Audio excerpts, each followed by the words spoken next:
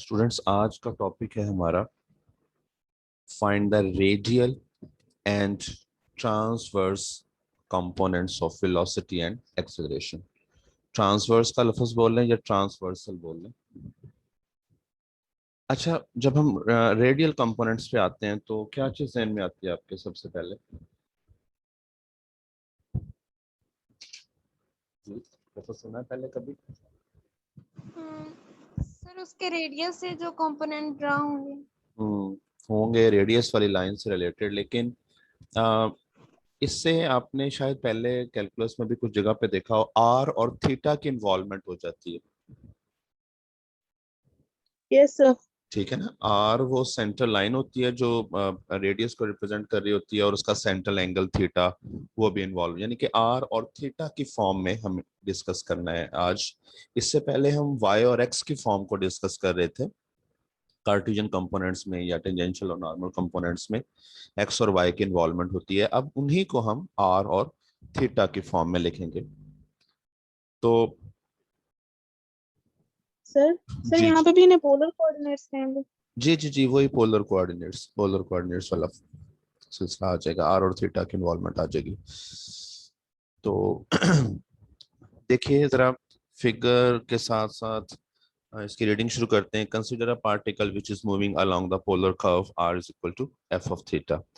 पहले क्या लिखा था? Consider particle is moving along the curve y is equal to F of x, और अब क्या आ गया? r is equal to F of theta, यानी कि r थीटा का फंक्शन बन जाता है पोलर फॉर्म में रेडियल और ट्रांसवर्स कंपोनेंट्स के हवाले से। Late it any instant t the particle is at point p।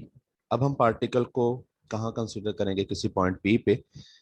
ये कर्व आपको नजर आ रही है, मैं साथ साथ हाईलाइट करना शुरू कर देता हूँ इसको।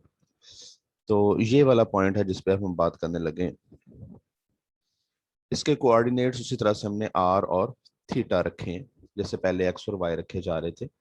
लेकिन ये आर क्या है ये मैं आपको बताता हूँ।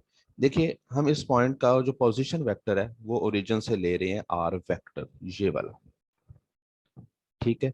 और थीटा क्या है? उसका सेंट्रल, उसका एंगल है। आई मीन वो वाली लाइन जो एक्स एक्सिस के साथ एंगल ट्रेस कर रही है। साथ ही हम क्या करेंगे कि ये जो पॉइंट पी का पोजीशन वेक्टर हमने आर वेक्टर लिया, अब हम कहेंगे कि let r cap be the unit vector along the vector r. इस आर के अलोंग। अस्सलाम वालेकुम सर। वालेकुम सलाम। बड़ी। सर मैं शगुफ्ता के साथ सर मैंने कहा मैं शगुफ्ता के साथ लेक्चर ले रहा हूँ सर। नेट शेयर करते हैं ना सर, फिर वो स्पीड बड़ी स्लो हो जाती है। अच्छा, आप लोग दोनों एक पीसी पे हो या मोबाइल पे हो? Yes sir. अच्छा, चलें। एक ही मोबाइल पे सर। चलें, ठीक है। पहले आप आए तो थे अपने लॉगिन से भी, अपने आईडी सर से? बार बार सर मीटिंग लीव हो रही थी। अच्छा, चलें, ठीक है। अच्छा जी बच्चों, आर कैप के बारे में बात हो रही थी। आर कैप क्या है? ये यूनिट वेक्टर है along the vector r. And s cap ये एक यूनिट वेक्टर है अलोंग द वेक्टर एस। अच्छा, ये मैं अब आपको बताता हूँ। ये जो दो टर्म्स हैं रेडियल और ट्रांसवर्स, रेडियल लाइन से आप ज्यादा वाकिफ हैं कि ये इन टर्म्स ऑफ रेडियस हम कंसिडर करते हैं कि ओरिजिन के साथ जो है वो मैच करती है, किसी पॉइंट की पोजीशन को ओरिजिन से मिलाती है। ट्रांसवर्स लाइन क्या होती है? ऐसी लाइन जो इस रेडियल वाली लाइन को इंटरसेक्ट कर रही हो। तो ये वाली जो लाइन है इसके साथ हाईलाइट किया गया है, ये ट्रांसवर्स लाइन है। ठीक है। हमने क्या किया कि आर वेक्टर के along position vector r cap ले लिया, और वो जो ट्रांसवर्स वाली लाइन एस वेक्टर वाली लाइन है उसके अलोंग एक वेक्टर उसकी डायरेक्शन में एस कैप कंसीडर कर लिया है। जहां कोई प्रॉब्लम हो बच्चों साथ साथ पूछते रहिएगा। सर ट्रांसवर्स कंपोनेंट्स क्या है? मैं आपको बताता हूँ। अब ट्रांसवर्स कंपोनेंट्स तो अभी हमने निकालने हैं। ट्रांसवर्स लाइन के बारे में आपको बताया है, वो वाली लाइन जो रेडियल लाइन को इंटरसेक्ट कर रही हो वो ट्रांसवर्स लाइन कहलाती है। क्रॉस कर रही हो, इसको क्रॉस लाइन भी कहते हैं। ठीक है। Okay sir.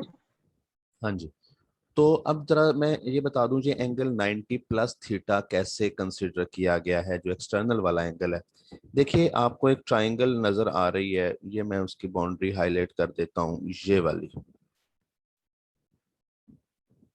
ठीक है, ये एंगल तो हमने खुद लेट किया थीटा। ये जो क्रॉस कर रही है लाइन 90 का एंगल बना रही होती है, परपेंडिकुलर होती है रेडियल के ट्रांसवर्स लाइन जो है, ये 90 का एंगल आ गया। अब अगर यहाँ थीटा है, ये 90 है, तो ट्राइंगल के अंदर टोटल एंगल 180 होना चाहिए। इट मींस ये अंदर वाला एंगल आ गया 90 माइनस थीटा।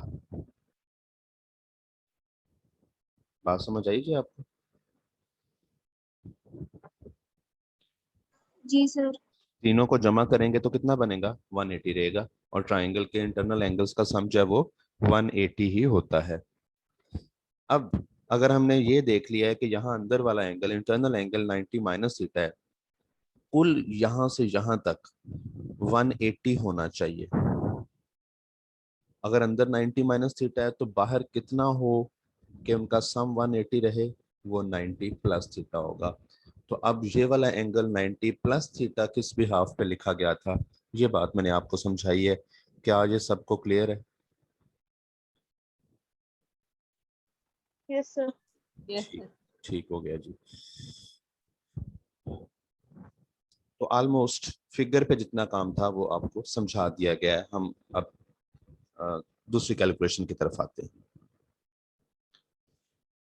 अब जब हम रिलेट करते हैं कार्टेशियन कंपोनेंट्स को पोलर कोऑर्डिनेट्स के साथ, पोलर फॉर्म के साथ, तो आपको ये भी पता होगा कि x इक्वल होता है r cos थीटा के और y इक्वल होता है r sin थीटा के। ठीक है बच्चों, ये बात समझ आ गई कि x और y जो हमारे यस सर। बेसिकली उन्हें हम जो है इस तरह से लिखते हैं पोलर फॉर्म में, r cos थीटा x के लिए और y के लिए r sin थीटा। जी, आर कैप हमने कौन सा वेक्टर कहा था अभी थोड़ी देर पहले, और एस कैप कौन था, ये थोड़ा सा मुझे बताइएगा। पूछता हूँ sir r cap unit vector है किस। अलोंग आर, वेरी गुड, शाबाश। और और s. S cap unit vector along s. Very good, vector s के अलोंग हमने unit vector s cap consider किया था फिगर में, और वेक्टर आर के अलोंग यूनिट जो वेक्टर है वो हमने आर कैप कंसीडर किया था। यूनिट वेक्टर वो वेक्टर होता है जिसकी मैग्नीट्यूड 1 हो। अब इस आर को, क्योंकि आर का एंगल जो है वो थीटा है, तो इस आर को हम कैसे बताएंगे? इस आर के लिए हम लिखेंगे कि आर इक्वल होगा कॉस थीटा आई प्लस साइन थीटा जे के। अगर आप इस वेक्टर की मैग्नीट्यूड लेके देखें, आइथ कंपोनेंट का स्क्वायर करें प्लस जेथ कंपोनेंट का स्क्वायर करें, तो कॉस के थीटा प्लस साइंस के थीटा पे स्क्वायर रूट आए तो जवाब 1 आता है। मींस हम सही वेक्टर कंसीडर कर रहे हैं। और इसी तरह से एस कैप के लिए फर्क सिर्फ इतना पड़ेगा कि इसका एंगल जो है एस कैप का एक्स एक्सिस के साथ वो 90 प्लस थीटा है, तो वो 90 प्लस थीटा आप थीटा की जगह पे लिखेंगे। ठीक है, ये दोनों वेक्टर्स कैसे लेट किए गए इसकी समझ आ गई बात?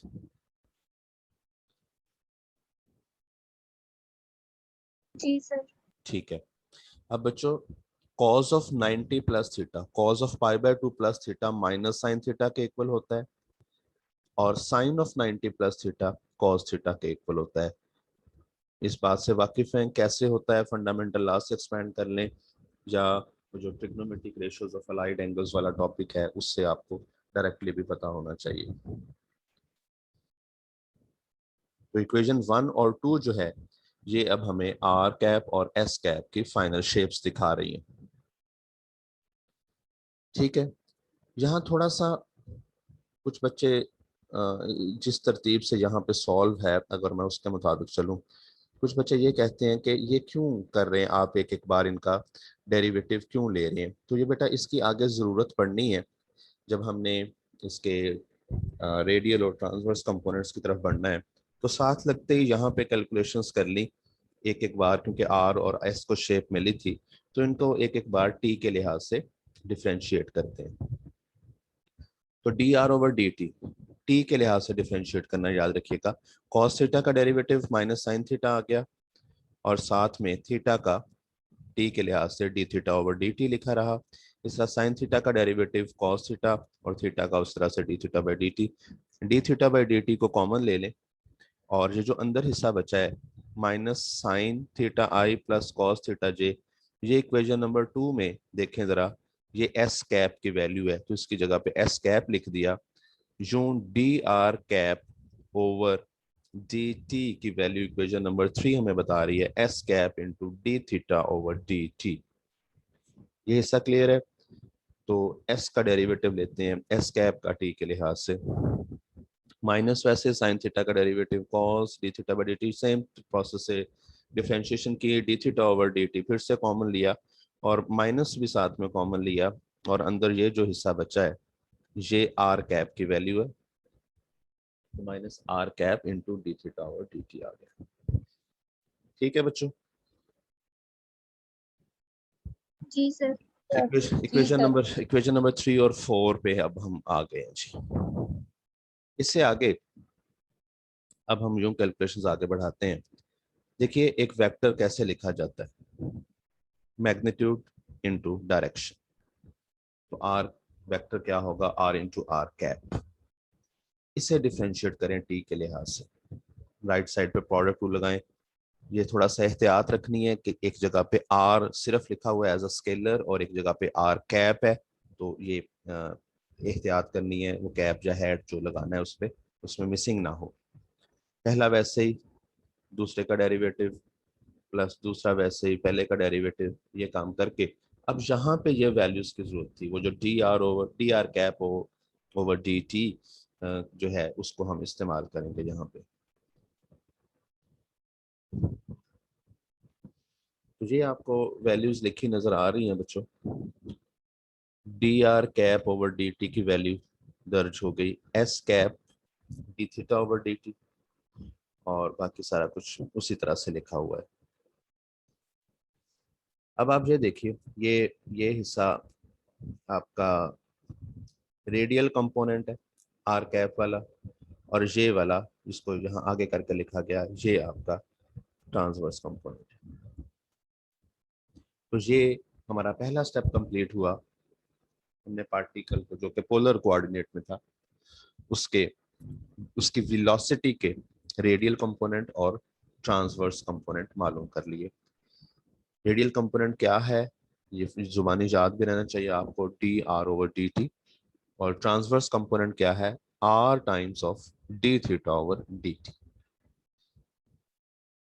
कोई प्रॉब्लम?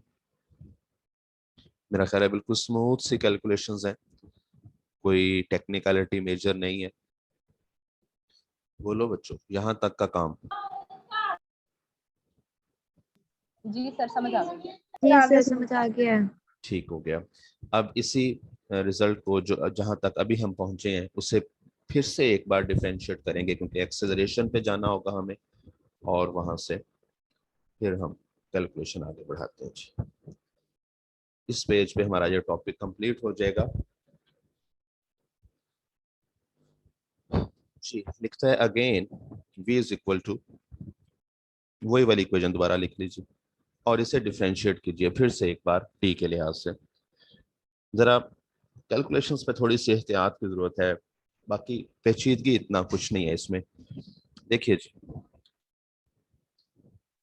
पहला वैसे ही मैं स्लो बोलूंगा, तवज्जो रखिएगा। पहला वैसे ही आपको लिखा नजर आ रहा है, दूसरे का डेरिवेटिव तो उसके साथ डी बाई डी टी लग गया, प्लस दूसरा वैसे ये वाला वैसे ही है, पहले का डेरिवेटिव तो वो पहले d are over D t था, एक बार उसके साथ और d are over D t लगेगा तो वो सेकेंड टाइम डेरिवेटिव बन जाएगा d square are over D T square. ठीक हो गया। अब इस साइड पे हमारे पास तीन एक्सप्रेशंस हैं, तीन हिस्से हैं, R D theta over D T और एस कैप। तो प्रोडक्ट रूल 3 पे भी लगता है जैसे 2 पे लगता है, वही फ्लो आपने रखना है। मैं एक बार रफली आपको बोल देता हूँ। देखिए अगर पहले का डेरिवेटिव लिया है तो दूसरे दोनों सेम रखिए, यानी कि एक का डेरिवेटिव लेना है बाकी दोनों सेम, फिर दूसरे का डेरिवेटिव लेना है पहला और तीसरा सेम, फिर तीसरे का डेरिवेटिव लेना है तो पहला और दूसरा सेम। ये फॉर्मेट होगा, आगे उसको बदला जा सकता है लेकिन ये सारी बातें पूरी होनी चाहिए। जैसे यहाँ पे क्या किया, पहला भी सेम दूसरा भी सेम, तो तीसरे का डेरिवेटिव आपको शो हो रहा होगा एस कैप के साथ डी बाई डी टी आ गया, प्लस का साइन, इस बार पहला सेम तीसरा सेम, दूसरे का डेरिवेटिव ले दिया, तो वो जो D theta over D theta वो बन गया D square theta over D T square, plus इस बार पहले का डेरिवेटिव लिया है और दूसरा और तीसरा अपनी जगह पे पड़े हैं। एक बार बच्चों इस पे फीडबैक दे दें, ये आपको प्रोडक्ट रूल जो है इसके अप्लाई करने की सारी समझ आ गई है? जी सर, आगे समझ। ठीक हो गया बच्चों। आपको याद हो बच्चों, इक्वेशन नंबर 3 और 4 हम बना के रख के आए थे। तो D are over D T की वैल्यू आई थी D theta over D T S cap, और D S over D T की वैल्यू आई थी minus R cap D theta over D T. तो अब हमें जहां जहां ये वैल्यूज दर्ज हो सकती हैं वहां वहां इन्हें दर्ज करना है। जैसे एक बार ये जो मैंने हाईलाइट किया हुआ हिस्सा है मैं इसको मिटा दूं ताकि नई जगह पे मैं साइंस लगा सकूं। अब तो ये देखिए D R over D T, एक यहाँ पे वैल्यू दर्ज होगी हमारे पास। इसके अलावा D S cap over D T यहाँ पे दर्ज होगा। तो ये दो जगह पे हमारे ये जो इक्वेशन नंबर 3 और 4 हैं ये इन्वॉल्व हो जाएंगे। उसके बाद हम अब इस लाइन पे हैं, गौर से देखिएगा। इसमें 1 2 3 4 5 टर्म्स हैं, कुछ के साथ आर कैप होगा और कुछ के साथ एस कैप होगा। आर कैप हमने कॉमन लेना है आर कैप वाली टर्म से, वो मैं बताता हूँ कौन कौन सी वाली है। एक ये, और आर कैप कहाँ पे है सेकेंडली, ये इसके साथ वाली ही बिल्कुल। इन दो के पास आर कैप है, इनमें से आर कैप अगर कॉमन लिया जाए तो बाकी क्या रहेगा, D square R over D T square, और इस हिस्से से हमें बाकी बचेगा minus R D theta over D T. दो बार है इसमें तो इसलिए उस पे स्क्वेयर।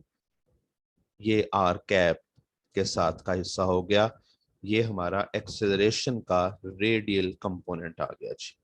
बाकी तीन टर्म्स बची हैं, तीनों के पास एस कैप मौजूद है, उन तीनों में से एस कैप कॉमन लें तो इसमें ये वाली टर्म पहली और आखिरी ये सेम है, इनको ऐड कर लीजिए तो ये 2 टाइम्स बन जाएगा, 2 times D R over D T, और साथ में है D theta over D T, plus एक टर्म और रह गई एस कैप वाली, वो ये वाली है, ये R D square theta over D T square. तो बच्चों ये क्या है, ये एस कैप के साथ अब जो हिस्सा नजर आ रहा है ये ट्रांसवर्स कंपोनेंट है। थोड़ा सा लेंथी है ये दोनों, याद रखने में दो लिख लिख के याद रखना चाहिए। जब क्वेश्चंस करने हो हमें खास तौर पे वहां जरूरत पड़ती है, एमसीक्यूज में जरूरत पड़ सकती है, जब हमें कहा जाए कि आपने रेडियल और ट्रांसवर्स कंपोनेंट निकालने हैं वेलोसिटी और एक्सेलरेशन के, तो ये जुबानी से याद होंगे तो क्वेश्चन पे अप्लाई हो सकेंगे। तो ये आज का हमारा टॉपिक था जी। अब इसके साथ में कुछ क्वेश्चंस को हम डिस्कस करेंगे, बाकी जो टाइम है हमारे पास। अभी मुझे ये बताइए कि इसमें कितनी समझ आई है आपको, कोई प्रॉब्लम तो नहीं है? 1 से 2 बार करें, ये बिल्कुल फिंगर टिप्स पे आ जाएगा अपने हाथों से जब आप लिखेंगे। तो कोई ऐसा मेजर कॉन्सेप्ट भी नहीं इसमें जो डिस्टर्ब करता हो, स्मूथली कैलकुलेशन बेस्ड है जी बच्चों। जी सर, आगे समझ।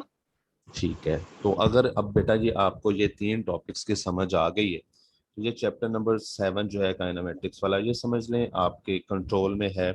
अब कोई नया टॉपिक नहीं हमने पढ़ना, अब इन्हीं के इस्तेमाल से एक्सरसाइज के कुछ क्वेश्चंस हैं, एग्जांपल्स ऑलमोस्ट हम सॉल्व कर चुके हैं। तो एक्सरसाइज के कुछ क्वेश्चंस हैं वो हम कुछ आज के लेक्चर में एक को शामिल करते हैं और बाकी को हम नेक्स्ट लेक्चर में कर लेंगे, तो आसानी से तैयार हो सकता है ये चैप्टर हमारा। और बड़े अहम टॉपिक्स हैं, ये जो 3 टॉपिक्स हैं इनमें से कोई एक दो लाजमी पेपर का हिस्सा होता है अगर फिजिकल पेपर्स को देखा जाए तो, खास तौर पर टेंजेंशियल और नॉर्मल कंपोनेंट्स वाला, और रेडियल और ट्रांसवर्स कंपोनेंट्स वाला। एक और टॉपिक इसमें से मैं अलहदा निकाल के आप लोगों को तैयार करवाऊंगा अगले लेक्चर के साथ, कि velocity of the particle is entirely along the tangent. हमने पढ़ लिया हुआ है वो ऑलमोस्ट, लेकिन वो हमने एक थ्योरम के अंदर हिस्सा पढ़ा है, उसको अलहदा निकाल के एक आर्टिकल अलहदा से भी तैयार करना है। चलें जी, ये हो गया। इसका क्वेश्चन देख लेते हैं कोई। थोड़ा सा आपको उसको अप्लाई करना आ जाए, मजीद माइंड क्लियर हो जाता है इस हवाले से। कोई बच्चा स्टेटमेंट पढ़ेगा एग्जांपल जो कि पेज 146 की है जी, खुद से कोई नया पढ़ दो।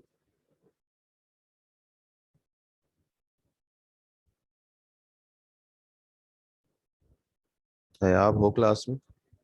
Three example. Yes, sir. Yes, sir. Ji ji. A particle P moves in a plane in such a way that at any time t, its distance from a fixed point O is r is equal to at plus bt square, and the line connecting O and P make an angle theta is equal to ct raised by 3 by 2 with a fixed line OA. Find the radial and transverse components of the velocity and acceleration of the particle at t is equal to 1. ठीक है, अब देखें इस statement को पढ़ने से आपको अंदाजा हुआ कि जब कभी आपसे रेडियल और ट्रांसवर्स कंपोनेंट्स के बारे में पूछा जाएगा तो उस स्टेटमेंट के अंदर आपको कम से कम दो चीजें जरूर बताई जाएंगी, एक R in terms of T और दूसरा theta in terms of T, क्योंकि आर और टी ने differentiate with respect to T होना है, वो जो हमने कंपोनेंट्स बना के रखे हैं। तो उसके लिए अब कैलकुलेशन शुरू करते हैं जी। डिफरेंशिएशन इन्वॉल्व होगी बस इसमें, और वो फार्मूलाज में वैल्यूज प्लेस हो जाएंगी, कोई बड़ी बात नहीं है। वेलोसिटी का रेडियल कंपोनेंट क्या डिसाइड हुआ था जी, D are over D T, और ट्रांसवर्स कंपोनेंट क्या था, R times of D theta over D T. तो हमने इसके लिहाज से यानी कि हमें आर का डेरिवेटिव। अच्छा एक बात और बता दूं, कुछ जगह पे, कुछ बुक्स पे, कुछ नोट्स पे इन्हें थोड़ा सा डिफरेंट स्टाइल में लिखा हुआ होता है, वो भी मेरा ख्याल है आप लोगों के लिए मसला नहीं है। जैसे D theta over D T, ये मैं ट्रांसवर्स कंपोनेंट बताऊं तो कहीं पे यूं लिखा हो आर थीटा और उसके ऊपर डॉट लिखा हो, खास तौर पे ये डॉट या जीरो लिखा हुआ होता है, प्राइम हो सकता है, लेकिन ये शेप आमतौर पर देखने को मिलती है। तो थीटा पे डॉट का इसका मतलब थीटा का फर्स्ट टाइम डेरिवेटिव ही है, डबल डॉट होगा तो सेकंड टाइम डेरिवेटिव ही होगा। आई होप इस चीज से आप परेशान नहीं होंगे।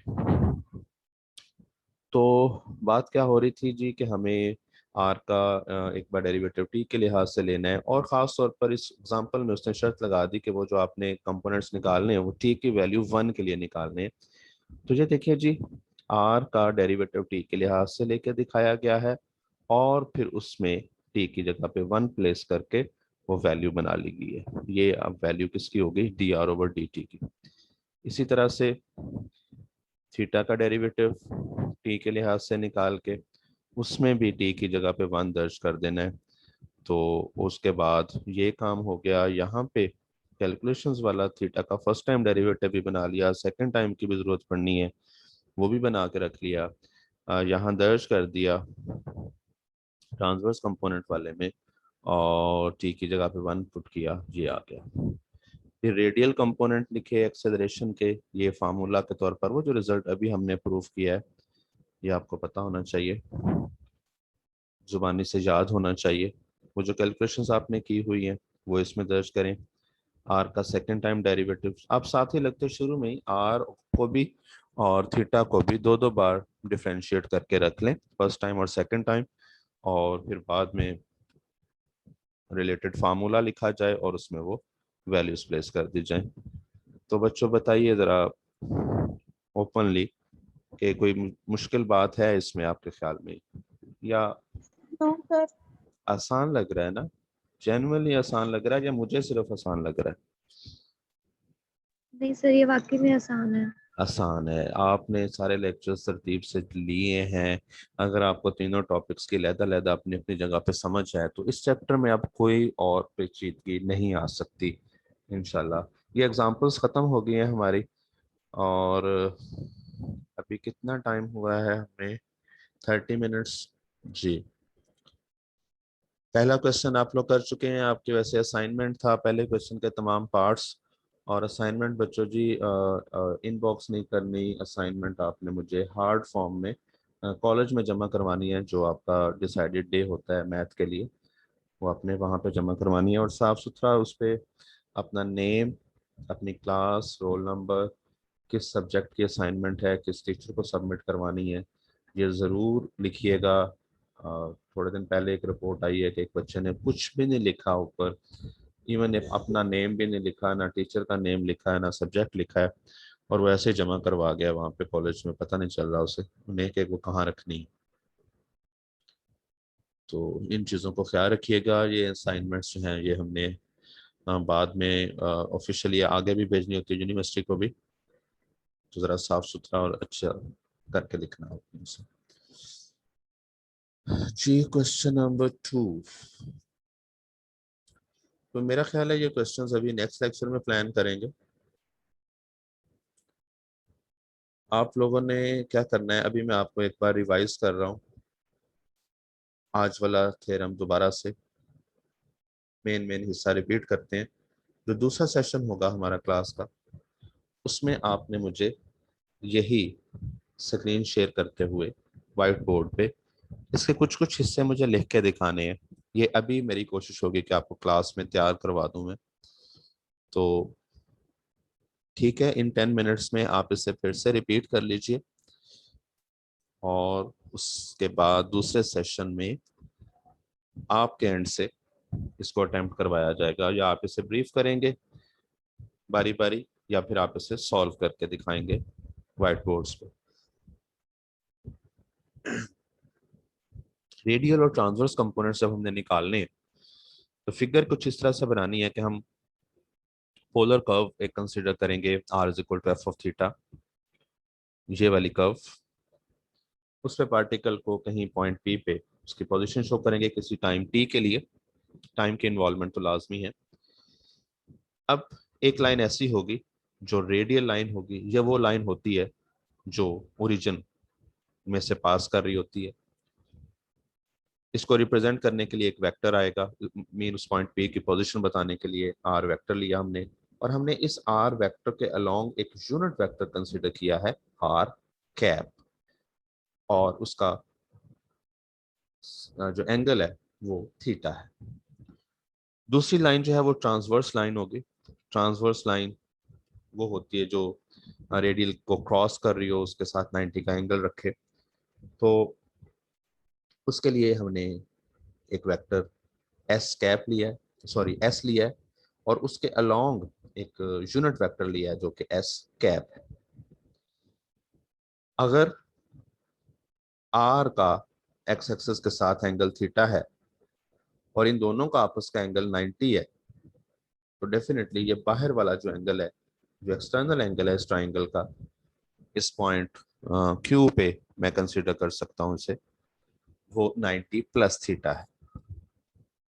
ये काम है फिगर के साथ। इसके बाद बाकी काम जो है वो रिपीट कर देता हूँ। थ्योरी क्या लिखनी है कि consider a particle which is moving along the polar curve r is equal to f of theta, let at any time the particle is at point P r of theta whose position vector with respect to is r cap unit vector. ये जितनी बातें हमने figure पे की थी वो सारी को थ्योरी में एक्सप्रेस करना है। r कैप यूनिट वेक्टर है अलोंग द वेक्टर r, और s cap unit vector along the vector s। We know that relation connecting Cartesian and polar coordinates, Cartesian और polar coordinates को relate करने के लिए, इनको connect करने के लिए x is equal to r cos theta और y is equal to r sin theta, ये इनका आपस में relation है, इसको हम इस्तेमाल करेंगे। और इसके साथ हम r कैप और s कैप को शेप देते वक्त इस बात का ख्याल रखेंगे कि जो हॉरिजॉन्टल कंपोनेंट है वो cos होगा और वर्टिकल कंपोनेंट sin होगा। और यूनिट वेक्टर्स हैं ये, तो जनरली इनकी मैग्नीट्यूड 1 रहनी चाहिए। सो आर कैप को हमने क्या लिया, cos theta i plus sine theta j। S cap को भी ऑलमोस्ट यही फॉर्मेट दिया, cos प्लस साइन, लेकिन एंगल जो है वो 90 प्लस थीटा इन्वॉल्व होगा। cos of 90 plus theta minus sine theta होता है, sine of 90 plus theta cos theta होता है। इसके बाद एक एक बार इनका जो है वो अपने डेरिवेटिव लिया टी के लिहाज से। तो जब आप r को डिफरेंशिएट करेंगे टी के लिहाज से, उसमें से D theta over D T common निकलने के बाद उसमें आपको एस कैप नजर आएगा। जब आप एस कैप को डिफरेंशिएट करेंगे टी के लिहाज से, उसमें माइनस का साइन और D theta over D T common लेंगे तो आर कैप की इन्वॉल्वमेंट नजर आएगी। यूं हमें इक्वेशन नंबर 3 और 4 मिल गई। उसके बाद हमने आर वेक्टर को एक्सप्रेस करना है। वेक्टर की डेफिनेशन के मुताबिक वेक्टर क्या होता है, मैग्नीट्यूड इनटू डायरेक्शन, तो r इंटू आर कैप आया।